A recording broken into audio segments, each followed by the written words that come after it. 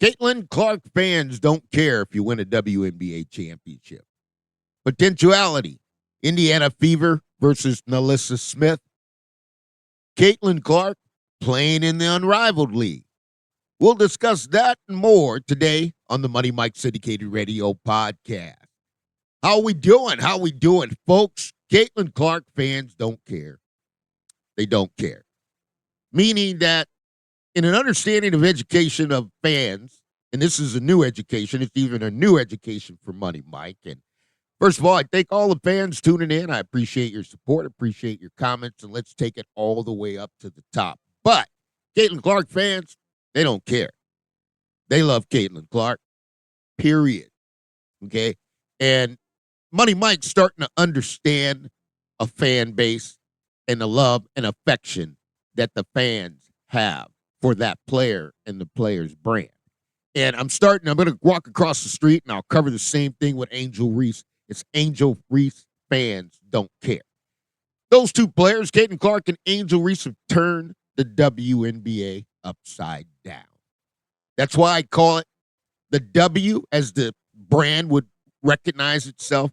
Money Mike sees a bigger picture, Titan business. It's the Women's National Basketball Association. The whole goal of the WNBA was to increase attendance. Now, the WNBA increased attendance with Caitlin Clark. Ain't no doubt about it. WNBA increased attendance with Angel Reese, to the extent that Kathy Engelbert wanted to continue the tradition between Angel Reese and Caitlin Clark.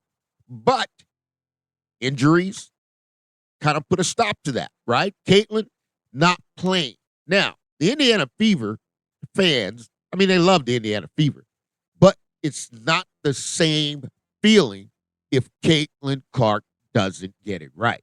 The Indiana Fever have been through ups and downs with Stephanie White. Stephanie White has done a 180-degree swing around to we can't do anything right, this right, Caitlin's this, Kate can't do this, can't do that. Stephanie White even went to the extent of taking Caitlin Clark out the games because she didn't feel Caitlin Clark could play defense, right? But as the story goes, it doesn't matter with the Caitlin Clark fans. They're not, even to the extent my colleagues, right? I love my colleagues. You got to understand, right? So let me line up my colleagues, because I want to tell all of my colleagues I enjoy watching you. You get a little crazy, right? You got my girl, Adrian Ross. I love Adrian Ross, Christian lady. She's praying to the gods in Israel, right? I have no idea. Then you got my man, the Pope, right? So the Pope's over there. Pope, I catch you every one, I think, but this thing about bashing women, Pope, man, you're going to run into trouble with that one. Good luck, right? But I still, nevertheless, you make some good points. A little hard, a little harsh, right? And then you got my boy Mick Talk Hoops, right? Mick's in Ireland.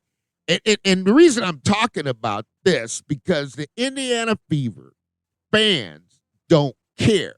But it's not just the Indiana Fever fans that don't care.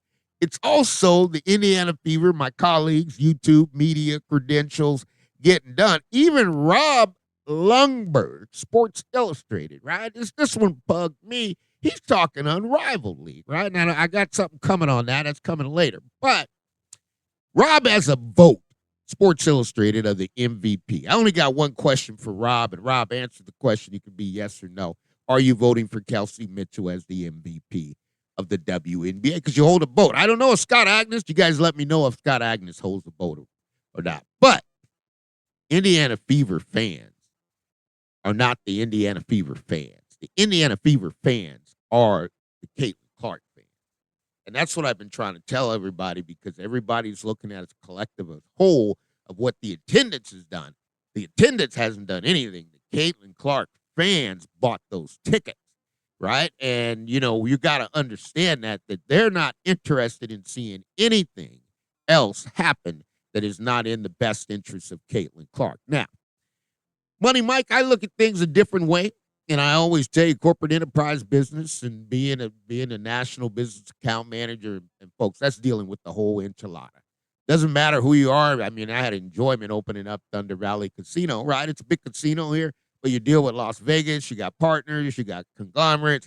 There's a lot of things that has to happen when you're dealing with the whole enchilada, not just dealing with ticket sales, right? So you look at this to say the Indiana Fever, $78 million expansion. Money's come in. The Caitlin fans have produced a lot of revenue, and that revenue is being utilized by the Indiana Fever. Why do I know that? You look at the amount of contracts the Indiana Fever are carrying, and when the player gets injured, you're paying the money. So Indiana Fever doesn't care if they play 25 contracts. Now, on the other hand, the Chicago Sky, they don't have any money, so they can't afford that, right? So the Caitlin fans took over to the standpoint at Windhurst Arena, they put a billboard up there, right? Caitlin fans, the WNBA players, they were calling the fans, Indiana Fever's fans, is racist. They're not talking about the Indiana Fever fans, because the Indiana Fever fans are not racist, right? But you have a radical group of Caitlin Clark fans who pay their money. And folks, let me tell you how the game works in the professional sports world. If I buy a plane ticket, if I go purchase my hotel, if I buy box seats to the game and I'm going to go watch the Yankees and the Red Sox, and I want to have a couple beers or do whatever, it's within the code of it. And we'll probably get into it with some Red Sox fans and the Yankees. That's part of the deal. That's part of signing up for what you signed up for, and that's what the fans do right now. But you also had Derek Jeter fans, right, who loved Derek Jeter. They didn't much love the Yankees, but they loved Derek Jeter. You also had Michael Jordan fans. They didn't know anything about the Bulls, but wherever Michael Jordan went, that's where the fans went, right? And why am I saying this to bring you back home? I'm telling you, the Caitlin Clark fans don't care if the Indiana Fever win a WNBA championship. It's not important to them. What's important to them is Caitlin's success, which makes it a very tough balance for the Indiana Fever. It's going to put a lot of pressure, and I mean pressure, right? Because here's the deal. Let's say, hypothetically, if the Indiana Fever went out and won a championship. Think about it, folks. They win the whole WNBA championship. And they're going to preach, well, we did it without Caitlin. Okay, well, you did it without Caitlin. Don't get too high on your horse winning the championship without Caitlin, because we won't purchase season tickets next year. That's a control that the Caitlin Clark fans have over the Indiana Fever, right? So this is a bigger picture and a bigger story. Now, what's coming down the pipe? You got Las Vegas Aces. How you going to deal with that? Because remember, there was a player that played for the Indiana Fever. Her name is NaLyssa Smith. She's going to come on back and do the rodeo again, but this time she's doing it with the Las Vegas Aces. Now, the Las Vegas Aces, I told everybody before the season, that's Clutch Sports. If you don't know who Clutch Sports is, that's LeBron agent, Anthony Davis agent, the best agent in the game, the best sports management group. I know Calvin Andrews personally, worked with them, talked with them, educated me on a lot of different things in the game of professional basketball. Worked under Bill Duffy, right? So you got an agency now that the coach, and this is what I tell Chicago Sky, because you got Tyler Marsh. If you could be patient, let Clutch do its job, they'll deliver, right? Because now you got Jewel Lloyd, who's also with Clutch, and you got Aja Wilson's with Clutch, and you got Chelsea Gray. So you're bringing this big dog, NaLyssa Smith, who's hungry, but you got to go down to Vegas and get a game, right? The only way the Fever can get a game out of Vegas is on defense. They'll never get a game out of Vegas on the offensive end, because you got to stop the big freight train. And I call her Roscoe. Her name's Aja Wilson. I mean, you got to look at this, folks, 13, 14 straight games.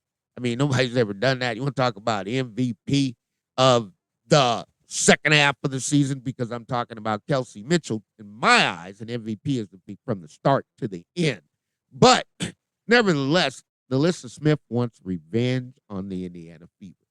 Can the Indiana Stephanie White do anything about that? Can Boston do anything about that? Can Taj do anything about that?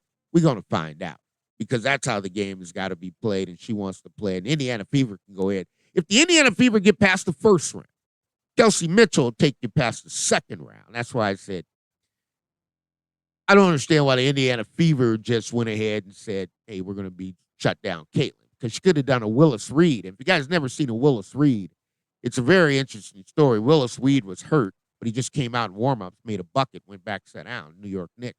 That's how they won. right? So I would have never shut Caitlin down. I'd have let the fans enjoy the warm up. I would have let the fans and seen her shoot. I mean, I would have kept that roster spot and said, Caitlin, you don't have to play. Just warm up with the team. That's all. Fans would have been okay with that because the WNBA has got to understand the business of making money. But Caitlin's making so much money off the field, off the court, that it's going to be hard to manage, right? And let's get to the final point I want to bring to you. It's Unrivaled. Now, Money Mike's a different character, as you guys know. And last year I told you one thing, and now maybe it's coming true, maybe not. You may agree, you may disagree. I said Caitlin Clark will need Unrivaled before Unrivaled needs Caitlin Clark. I repeat, Caitlin Clark will need Unrivaled before Unrivaled needs Caitlin Clark, right? So now you got all the Indiana Fever fans who are having what you call Caitlin Clark withdrawals. I don't blame you. I'm having them too, right? Because I got the best point guard with the most speed and the most action, right? That's not playing the game right now. But thank the Lord that you also own the rights and privileges to the next best point guard in the league, which is Kelsey Mitchell, and has lit the league up on fire, right? So it's kind of a 2+2, but Mitchell's humble. Mitchell's never been, and you guys try to throw things, and Mitchell could care less. Mitchell asked the Indiana Fever for one thing and one thing only, a deep run in the playoffs. Mitchell, when she says we got, she talking about me and Jesus, right? Me and the Lord, and all y'all can ride with me because that's what I've been riding on. And Mitchell plays every game. Doesn't Mitchell? Mitchell could have sat out a bunch of games this year, a bunch of games, right? She did. She loves her teammates. She's humble. Okay, you talk about Ruthie Bolton, MVP, point guard award. That would be a great interview right there. And I'm going to reach to Ruthie, and Ruthie's going to have to pick somebody. I'm not going to pick this. I'd be crazy, right? But Ruthie can pick who she sees as the Ruthie Bolton point guard MVP, right? Because it's an important award, and the character that Ruthie has is exceptional, right? But you get to this Unrivaled, and it's interesting to me because Unrivaled, you look at it, the players who played in Unrivaled, how many of them had injuries this year? It doesn't make any sense. And I said the number one asset, unless, now here's where it gets deeper because you got Rob Sports Illustrated is preaching on this. You got a few people preaching on Caitlin to go play Unrivaled. Money Mike told you this. I said, I looked back in the years and I said NBA Unrivaled. I said, wait a minute, that doesn't make sense. NBA actually owns the brand of Unrivaled. They did so. Anything NBA puts his hand on is an automatic copyright. Done. So now, all of a sudden, Unrivaled pops up. And if Caitlin Clark goes and plays Unrivaled, then it's really a contradiction to everything they just told us in the CBA agreement that the NBA doesn't want anybody playing in any other leagues. And so now you got an opportunity for Caitlin Clark to play Unrivaled, which would be the worst opportunity in the world for Caitlin Clark to play Unrivaled. Because here's what's going to happen. I'll tell you this before you get there. First of all, you're going to bring all the Caitlin Clark fans, not the Indiana Fever fans. We're talking about the Caitlin, like my boy DePope. He said, man, I'm a Caitlin fan. I don't care about nothing else. But you're going to bring all these people here to watch Unrivaled, which first of all, the Caitlin fans hate, don't like, despise, don't care about, hate them with a passion, don't care. The Caitlin fans hate the Unrivaled League. It's a garbage league. They've already expressed it. But now when Caitlin gets in, it's going to really just tear that league down, right? Because it's not a league that's made for Caitlin Clark, right? I mean, Caitlin Clark plays in a one-on-one game. The fouls didn't get called. It's going to go on and on and on, right? This is the Money Mike Syndicated Radio podcast. All things are possible to those who believe we've got something good. Now, what is it, 36, 40 players in a rival? Guys, let's make money. Let's do Titan business, right? If you need somewhere for Caitlin to play, there's an athletic Olympic. There's all these leagues they're talking about. If you need somewhere for Caitlin to play, just have a Caitlin Clark league. Just have a Caitlin Clark league. And you're going to get 50 players. What do they got, 36 over there? You're going to get 50 players that are going to come play in Caitlin Clark's league, and you can kill the story, right? Because Caitlin Clark's brand is too big for Unrivaled. It's too big. Okay, and you don't, whenever you build up a brand and Nike invests in a brand and Amazon's invested and AT&T's invested and Disney's invested, you don't send it downhill. The brand's got to go uphill. And you got to be able to make the brand where revenue can be generated. And you've got to be able to control the brand. Unrivaled is not a league for Caitlin Clark. And that I do know. The second thing I do know is Unrivaled is going to have a problem with Caitlin's fans. Because if Caitlin fans can't stand the Unrivaled League, they preached time and time again, black and white sports. You got Quick, you got the Big Toad. I mean, it doesn't matter who it is. They Unrivaled, if they told you it's a garbage league, if you bring Caitlin Clark to Unrivaled, you might as well end Unrivaled. Because Unrivaled will not survive a season with Caitlin Clark playing. The WNBA had a problem surviving a season with Caitlin playing in the WNBA. You think you're going to be able to control these fans and all the negative press you're going to get? Don't do it. I'd rather see Caitlin go back. And here's what I told you. For me, it's simple. We got an Olympics coming up. FIBA basketball is more important than anything else.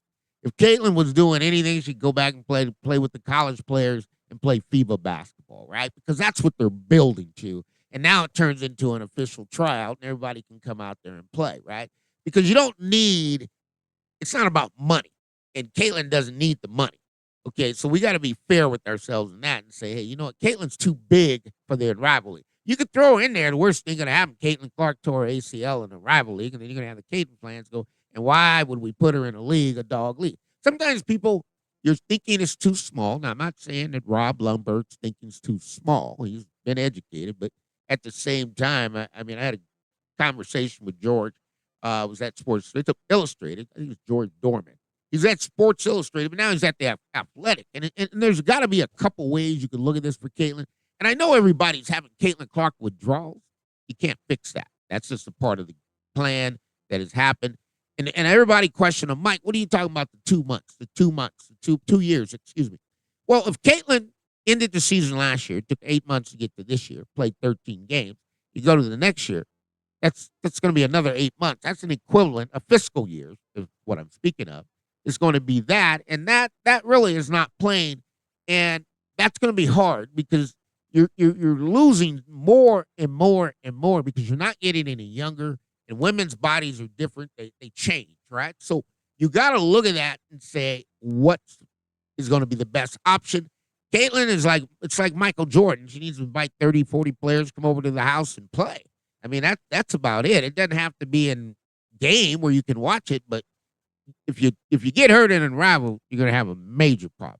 That shouldn't happen. This is the Money Mike Syndicated Radio Podcast. Folks, I hope you enjoyed it. I appreciate you tuning in. WNBA, Angel Reese and Caitlin Clark can turn this league upside down. Let's see if we can turn it back the other way. We'll find out soon.